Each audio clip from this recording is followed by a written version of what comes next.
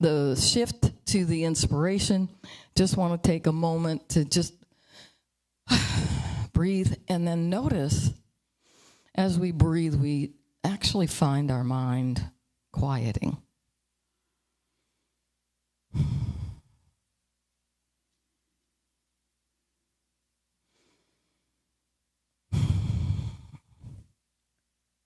We are here to celebrate and create, to radiantly and fully express the divine that we are.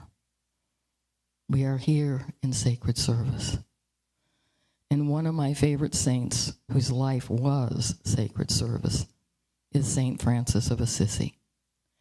He simply says, start by doing what is necessary. Then do what's possible. And suddenly, you are doing the impossible.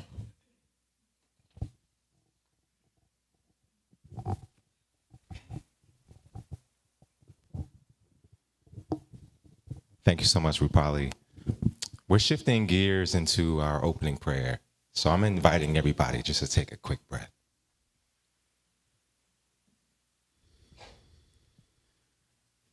Before we move into the talk, message, inspiration, this moment of prayer is an opportunity for us to connect with why we are here.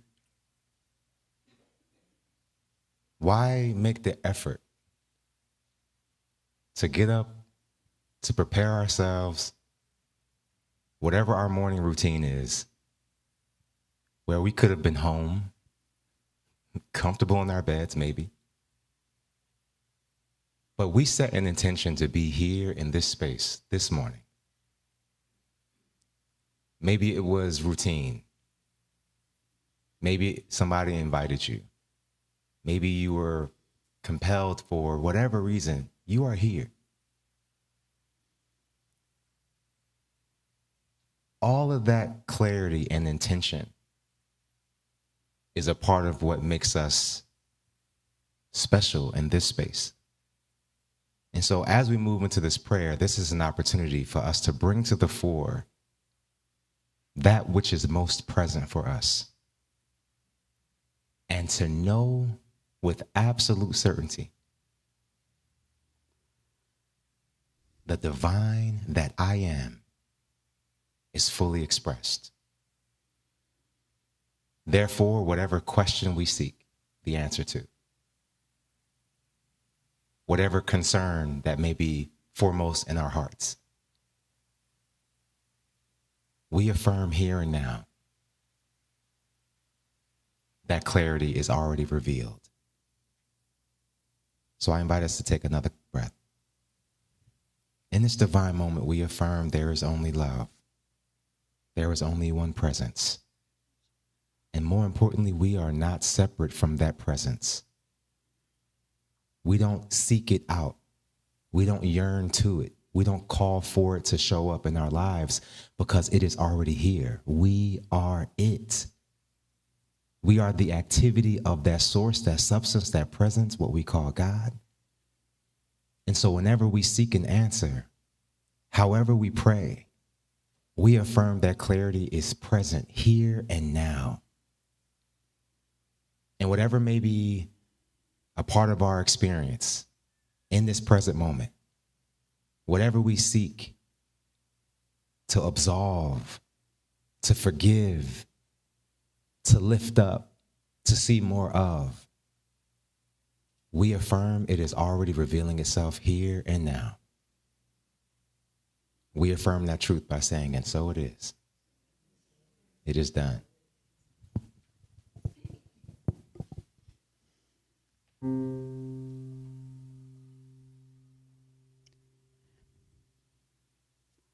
This is a song from a musical. It was the first musical that Oscar Hammerstein, Richard Rodgers and Oscar Hammerstein did together.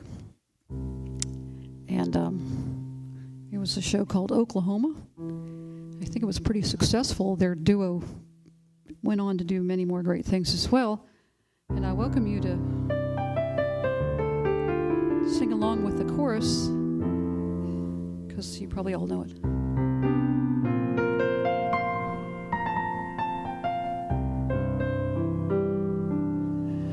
There's a bright golden haze on the meadow. There's a bright golden haze on the meadow. The corn is as high as an elephant's eye, and it looks like it's climbing clear up to the sky. Oh, what a beautiful morning. Oh, what a beautiful day. I got a beautiful feeling. Everything's going my way.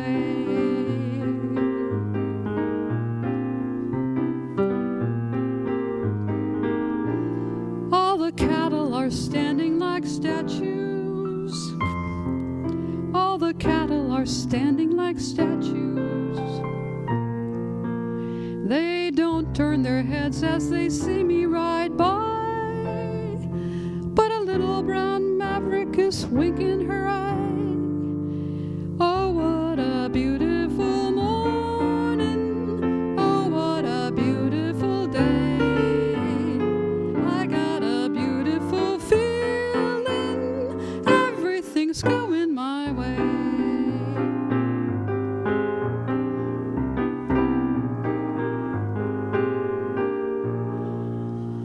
All the sounds of the earth are like music.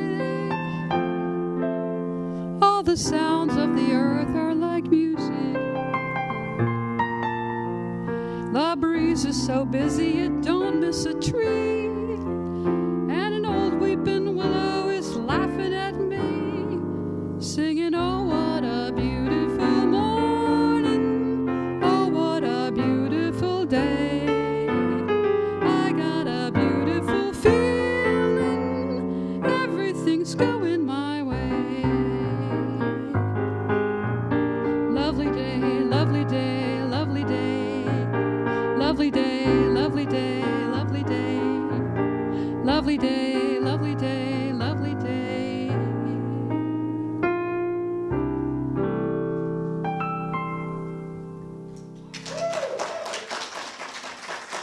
Thank you. Thank you so much, Kathy. So Kathy, as some of us in this room have been here for over like 3 decades,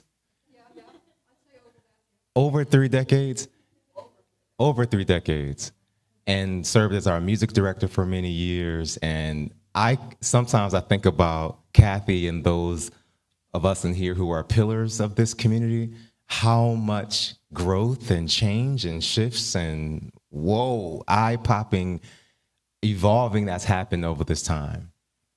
And to see where we are now is quite special. Today's talk is inspired by a cardiologist. His name is Rollin McCrady. And so he did some really interesting research. And I want to, first of all, acknowledge, before we get into all this data, I want to acknowledge that this research was done 20 years ago.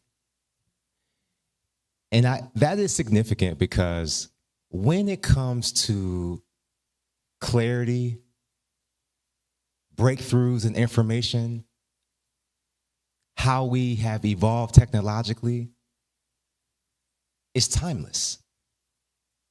So in other words, when you know a thing, you can't unknow it. You can't go back to like, okay, no, let me scramble that, forget. You know how you have a bad dream? Resin had a bad dream. He was like, I had a bad dream. I said, I know, big boy, let's talk through it. But there's a moment when you're just like, oh, it was a dream. Now I can go on to, living life as I know it, as I experience it. But when we have these breakthroughs in information, technology, experiences, when you learn something new about a loved one that you did not know, now you're like, oh, I can't help but see you different. Just you learn something new. You can't unlearn a thing. So Dr. McCrady, he's still a member of the National Association of Cardiologists. And what he found was there is actually a antibody that when, and this is obvious now, but when we think about something that brings us to a space of anger, there's a spike in this antibody. Now, this particular antibody is the very substance that helps us fight disease. It helps regulate our system.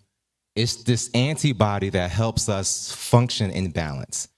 What he discovered was when we think of something or when we are in a space of anger, even for 5 minutes, after doing this study, this clinical trial, researched information, the data kept coming back the same. What he discovered was the impact of that 5 minutes lasted 6 hours in the system. So in other words, that 5 minutes of enrage, just imagine, I'm reading a book by Kimberly Snyder. She gives a bunch of examples in which we're like we have to actively regulate the things that we take in. And so one example she uses is if you're in line in a cafe and somebody jumps ahead of you, right? The immediate result is the frustration, and it could trigger moments when we felt bullied as a kid. And we go down this whole cycle of frustration when this thing, we feel like somebody's taking advantage of us, right? And so the book is loaded with examples, and then it's followed up with exercises. How do we navigate? The final thought in our evocation is, all that I am, I take all of who I am into everything I experience. Can you imagine that moment? And if we brew on it, let's use Kimberly Snyder's example. If we're in a cafe, somebody cuts us off, we're in line getting our morning coffee. If we brew on it for just the 5 minutes, and it probably only took 3 minutes out of our way because somebody had to get their coffee ahead of us, but it took 3 minutes for the inconvenience of that person who was acting like a jerk, right? But that 3 minutes cascaded into, let's say, 5 minutes. And then what happens, y'all? We get in the car, we call a friend. Girl, let me tell you what just happened. People these days. And then if the person does something that just is ever so slightly off, like let's say they order a caramel macchiato, and that reminds you of somebody else who also loved caramel macchiatos. It's a whole narrative, y'all. We got a creative story around this thing. And so what was actually a quick moment that we had a choice to choose how we're going to shift through this thing, not more than 5 minutes, it becomes a part of what we went through that week. So y'all, let's do the math. We're all pretty smart in this room. If 5 minutes, this is Dr. McCready, if 5 minutes of anger has a 6-hour impact in our system's inability to regulate, what would a day's worth of anger do?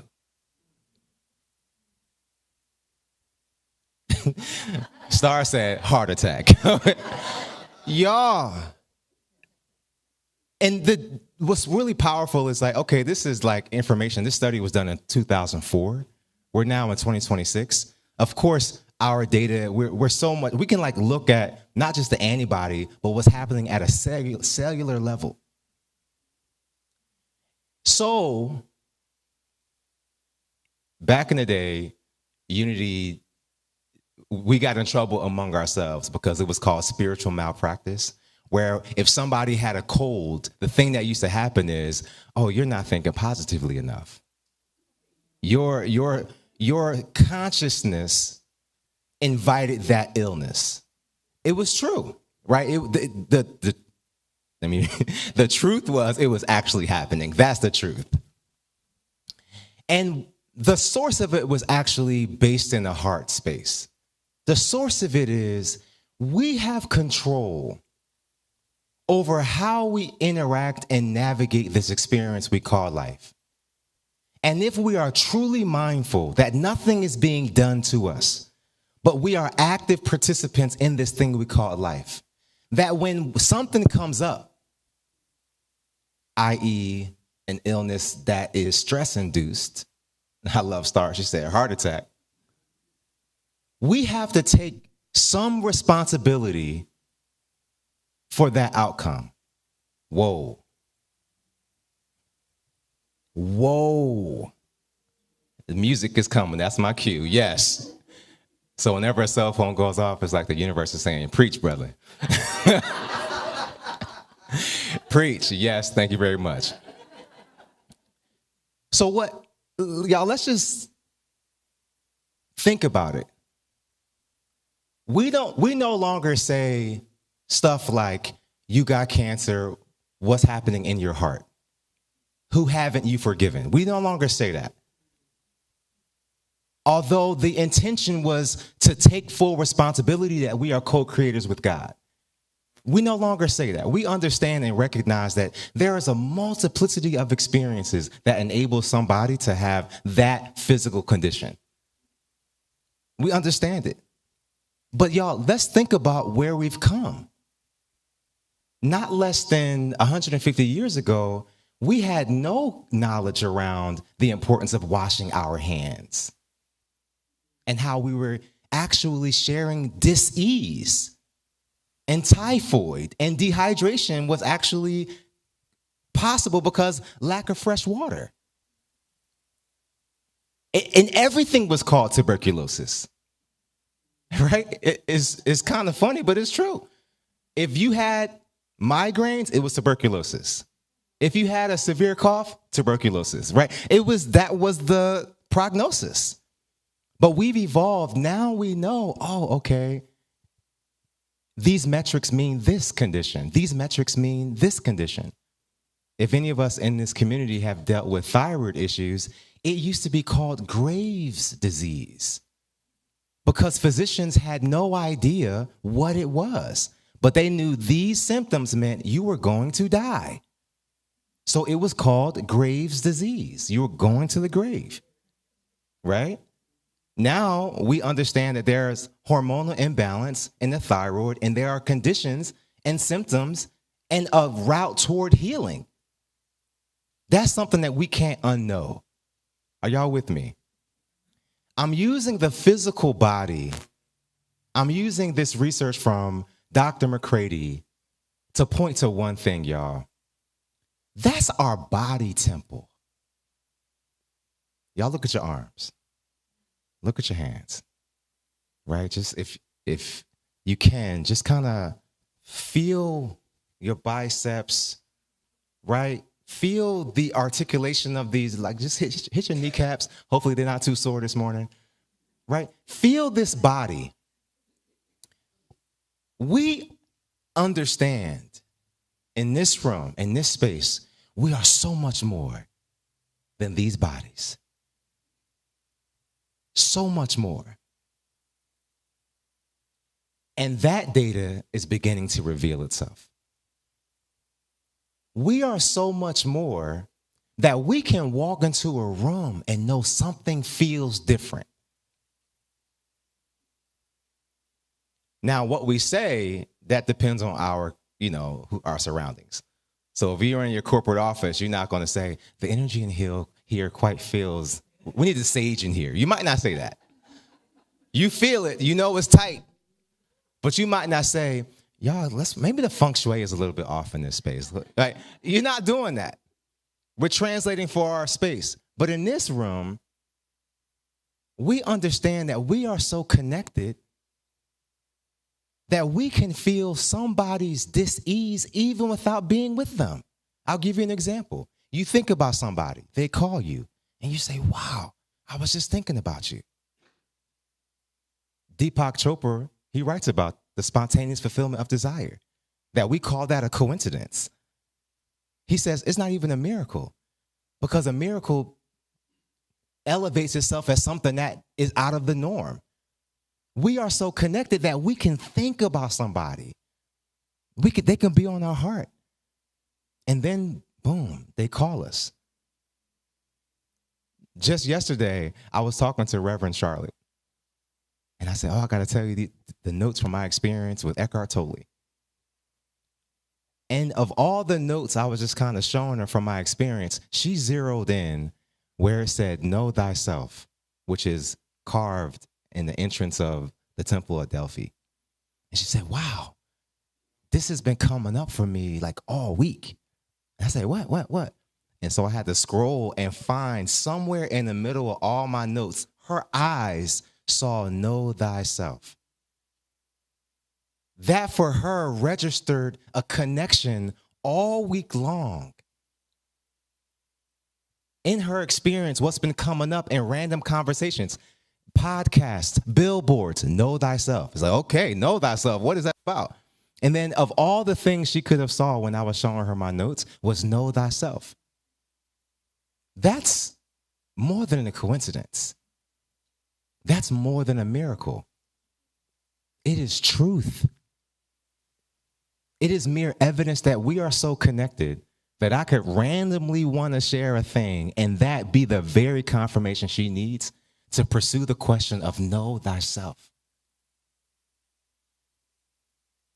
We are so connected. The data hasn't caught up yet, but it always does. The data also tells us when we connect to our heart center, we can reestablish a more effective relationship between our brain, our cognition, and our heart. And in doing so, we can bring back into balance our regulatory system. This is what the data says. The data says, and we're going to do it in a moment, merely closing our eyes and concentrating our thoughts to our heart center, merely doing that reestablishes the connection between this space and this, which has an anatomical anatomic connection. We reestablish a regulatory system. Our mind is able to give oxygenated blood more coherently in the moment of just thinking about our heart. What? Let's do it. I want you to close your eyes. I want you to close your eyes.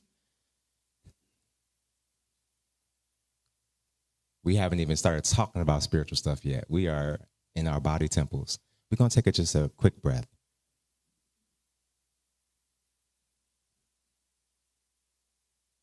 What I'd like you to do is to send your thoughts to your heart space.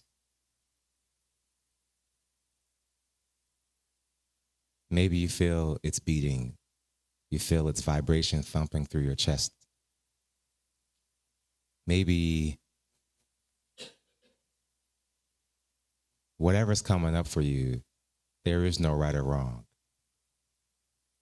I want you to simply send your concentration to your heart.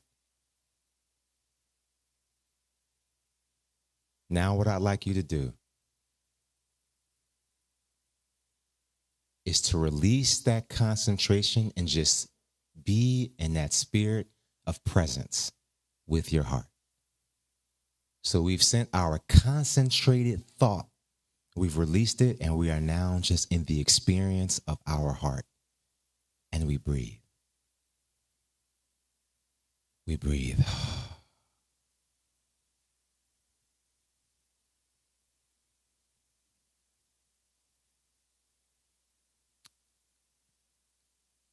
All right, y'all. When you're ready, I want you to open your eyes. Kimberly Snyder and Dr. Roland McCarty tells us that simple thought, and to do that thought whenever we think about it, has reestablished a connection. We've opened cardiovascular activity with the mere thought, and the room feels different. In this moment, the room feels different. We are breathing We are existing, we are living from this space. Our mind is a powerful, beautiful thing.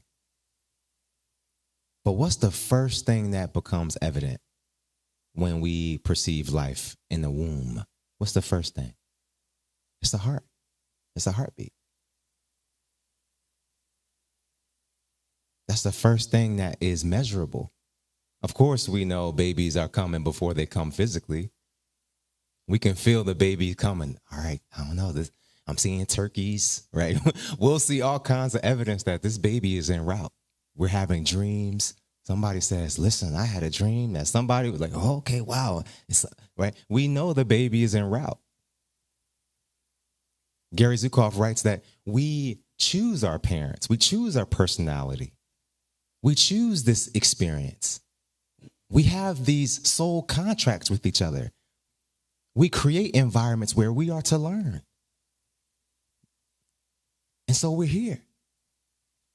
But even before that physical manifestation, even before the evidence of the heart, we are in presence. We are here. I was speaking to Sally this morning, and she used the word dead. And she said, oh, no, hold up. They're not dead. And I said, yes, Sally. There is no death. It is simply transformation. Einstein tells us energy can neither be created nor destroyed. It just is. That's science. New thought, spiritual systems, traditions, unity, fill in the blank, tell us there is only love. There is only God. That source, that substance, that presence was, is, and always will be. Now, that's something that takes a lot of concentration to wrap our minds around. But guess what, y'all? We do not have to wrap our minds around it. You know why? Because our minds don't have the capacity. But you know what does have the capacity? Your heart. Let's go back to our heart. I want you to close your eyes. I want you to send your concentration down to your heart. And I want you to release the conscious thought of thinking about your heart and just to be in the presence of your heart. Your breathing is different. Your presence is different. And from this space, I want you to feel the truth that all is well. All of my needs, all of my wants, all of my cares, all of my desires, whatever in my experience that seeks to be rectified or healed,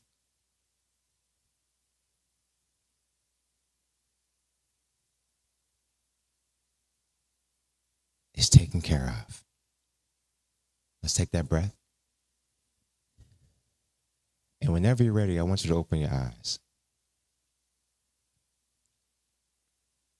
When we exist from the knowing of this space, of course our brain is doing some miraculous work. Our brain is keeping cognition happening, is moving oxygen through our cells as we speak at this very moment. Is regulating an incredible, majestic system. Our brain, we're thankful for it.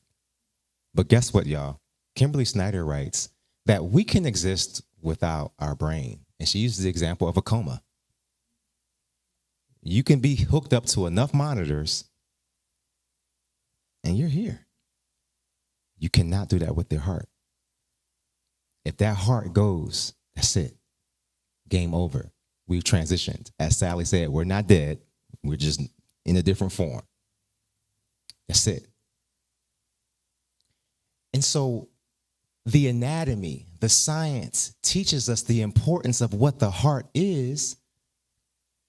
Now our job is to think from the heart, to exist from the heart, to move and honor each other with our heart. That is some courage. That is radical. Because the low-hanging fruit is to attack, to be frustrated, to be angry. But guess what happens, y'all? 5 minutes of that is 6 hours. Just remember that math. 5 minutes, 6 hours. That's all you need. 5 minutes of a little bit of anger, 6 hours of that antibody that is in your system that's fighting off the little boogies or boogers, however you want to say it. I like the word boogies. They sound cuter. Okay? Those little antibodies. And guess what also the data tells us? This was also from Dr. McCarty. When you think and hold a space of gratitude and generosity for 5 minutes, guess what happens? There is a spike in that very same antibody that lasts for how long? 6 hours. Y'all, you can't make this stuff up. I had to look at graphs because I wanted to share this. I'm like, I need to make sure this is like valid science. Can you imagine? Of course, we resonate with, if I think angry thoughts, it's on 6 hours. Right? But what if we also consider the same intentionality that, if I'm in a space of gratitude, in a space of generosity, in a space of love, just for 5 minutes, I got 6 hours of like free caffeine. I got free supplements. Y'all, I used to live in LA for a while. A thing out there, I don't know if it still is, but every smoothie shop, every cafe had some kind of supplement they were putting in. It would be protein, B12, you name it. You can't even spell it. And it's like, yeah, let me get some of that, right? But guess what? If we can think a positive thought, be in a space of generosity and care and love for 5 minutes, that's 6 hours of response in our system. So services, we've been averaging like an hour and 15 minutes. If we're lucky, we can stay for an hour and 15 minutes in a space of love, gratitude, acceptance. Let's do the math. What might that hour and 15 minutes do for our system? So when we come into this space with the intention to be here, whatever brought us in this room, and you for some reason, you don't know why you feel better. You just feel better. Right? We can't quite put our finger on it. I'll tell you what it is. It ain't me. It's not me. It's the thing that all of us create. All of us create this beautiful, harmonious, Michael Beckwith calls it soup. But whenever I hear soup, I think of like food. So I like to say cloud, right? This beautiful, harmonious cloud of goodness. And when you're in that goodness long enough, you can't help but feel the experience of it long past its moment. The data tells us that our regulatory system, the antibodies that keeps us in balance, that keeps our heart functioning properly, that fights the boogies, spikes and maintains its level way past that moment. So what's being asked of us this morning? First and foremost, y'all, we gotta love. We gotta love in a way that is radical, that is courageous. We gotta love in a way that defies understanding. And here's the thing, y'all. Yes, it's for the world around us. Yes, it's for the other people. But it's for us. It's for us. Y'all, we know it. Spiritual teachers have been telling us for centuries, for generations, forgiveness is for us. And y'all, it's so hard. I know I've been in experiences where I don't want to forgive. I could lay down a laundry list of when I was right, how I was right, how I have sacred indignation. Right? You wrap God in it now. Right? And once you got God up in it, you like, listen, I'm holding that. And that becomes a part of how your march. It becomes a part of your statement. It becomes a part of how you move in space. It becomes a thing you protest for. It becomes a nonprofit that you volunteer at. Right or wrong? Come on now. It becomes your cause. And it's sacred. And we hold on to it. Now, am I saying we need to go befriend the fill in the blank? Absolutely not. Am I saying we need to go talk to them? Absolutely not. I'm not saying that. What I am saying, and this is no different than what we've heard many, many times, but the mere act of forgiving, we are releasing the control that thing has over our experience. And then here's the next part, y'all. We've been talking about it all morning. When we release that, we actually bring our system back in balance. So in the olden days, Unity would say, with the spiritual malpractice stuff, there was some truth in that. The truth is we are active participants. We are co-creators. If we say God is, I am, point blank.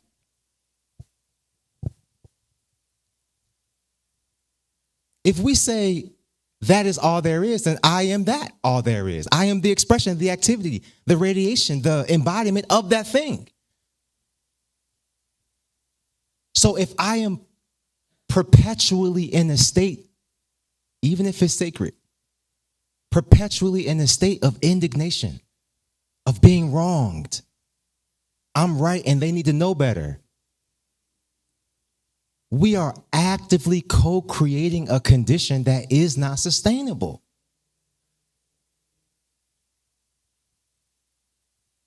So when we courageously love, yes, it's for the world around us.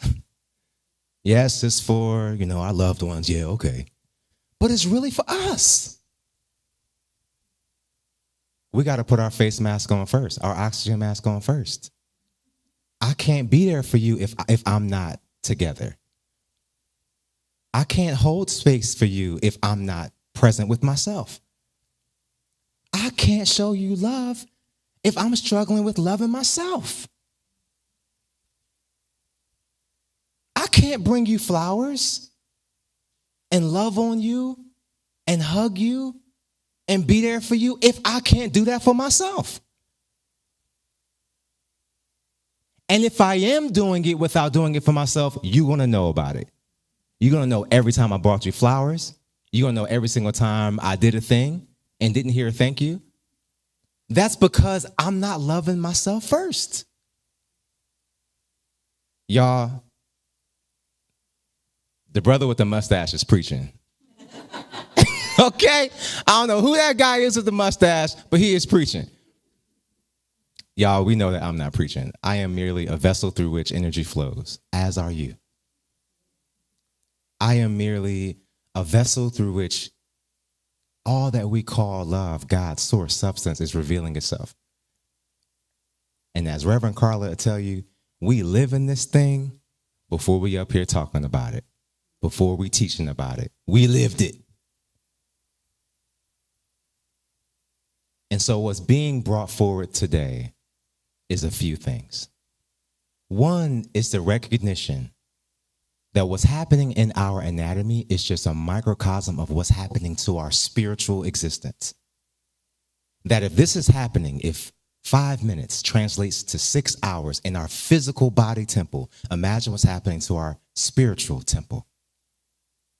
Because we're much, much more. I had you touch your hands, your arms, your biceps. We're much, much more than that. We acknowledge that. So imagine the ripple effect that imbalance has. So the next step is the courageous act to say that I am choosing love, Not for you. Yes, I want the world to be better, but I'm choosing love for self first. Why? Because I got to have my oxygen mask on. I got to be in presence first before I could be there for you. I got to love myself first before I could show any kind of love in an honest, meaningful way. And that when we are forgiving, we are not forgiving for that other person, for that group of people, for the people, guess what, y'all, who aren't even here. Because many of those people are long gone. They're not dead. Thank you, Sally. They are long gone. But because of that sacred indignation, we hold on to it and it becomes a part of our cause. Today, we are reminded to release. So one last time, we're going to take a breath. And we're going to close our eyes. And we're going to send our thoughts, our concentrated thought, to our heart. And we're going to release the concentration and just live from that heart space. And breathe. And exist. And vibrate from that heart space.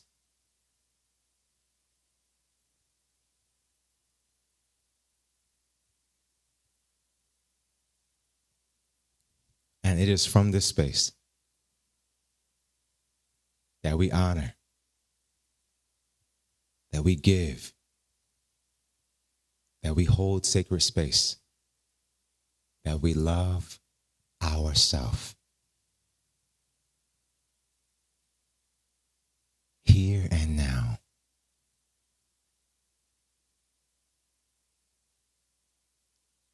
You don't have to say it with words that are audible.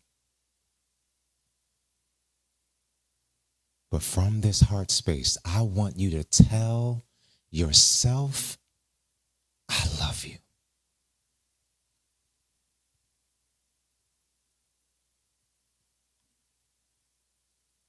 In this heart space, living and experiencing and breathing and resonating in this heart space right now,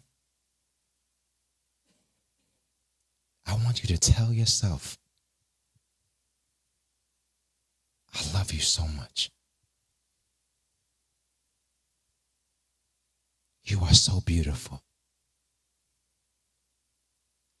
You are perfect just as you are. No matter what we've been through, we got it. And no matter what is to come, I got everything I need.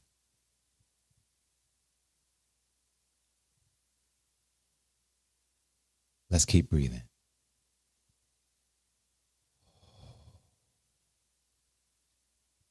I love you.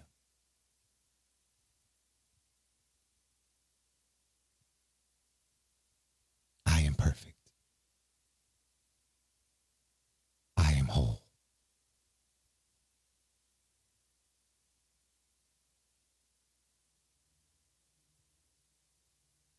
Wherever you are watching right now, those streaming, those home, those who will watch this from weeks from now, you are love. You are perfect. You are whole. Let's breathe. And whenever you're ready, I want you to open your eyes. As we move throughout the rest of this morning, throughout the rest of our coffee snack break, throughout our time walking to our vehicles and driving away into our weeks, or going into the prayer circle, we move knowing that it is from this space where all clarity resides. And then guess what, y'all? It's actually not even here. Carla will tell you, it's not just here. That's a good starting place. It's actually more. And then when we're ready, that expansion goes beyond anything that we can measure physically. It just is. I want you to look at somebody next to you. It could be somebody you came with and say, you it. You got the juice. You so fly. If you don't know that I love you. All right? That's me to y'all. If you don't know that I love you. Because you are so worth being loved. You are so worth being loved. Kathy, let's get some music. I'm going to be up here for another hour. Okay? You are so worthy to be loved. Okay, y'all. We're going to shift gears. And I love what Reverend Sally said last week. The reason why our giving is so close to where we are in our talk is because we're actually imbuing this giving with this space of abundance and presence and openness, because we are planting a seed in fertile soil. And this fertile soil is going to produce fruit, okay? It's going to produce fruit. So let's get some beautiful, luscious, juicy fruit and not something that's like shriveled up, okay? So we're going to just love on whatever it is we have to give. And so I want you to, thank you so much, y'all. Don and Sally prepare our offering plates. I want you to take whatever it is you have to give and just place it over your heart. And I want y'all to know this truth, okay? These aren't just words. I want y'all to know this truth.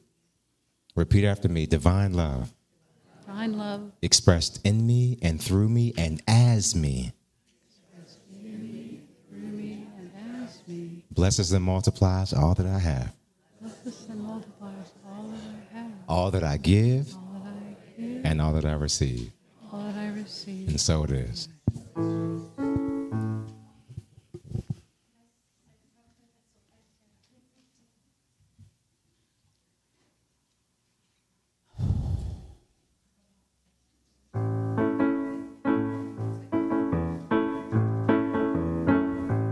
Rise up this morning, smile with the rising sun. 3 little birds perched by my doorstep, singing sweet songs, melodies pure and true, singing, this is my message to you. People, don't worry about a thing, 'cause every little thing gonna be alright. People, don't worry about a thing, 'cause every little thing gonna be alright. Rise up this morning, smile with the rising sun. Look at those 3 birds perched by your doorway, singing sweet song, a sweet little melody, singing, this is my message to you. People, don't worry about a thing, 'cause every little thing's gonna be alright. No need to worry about a thing, 'cause every little thing gonna be alright. Just listen to Reverend Ryan and every little thing will be alright.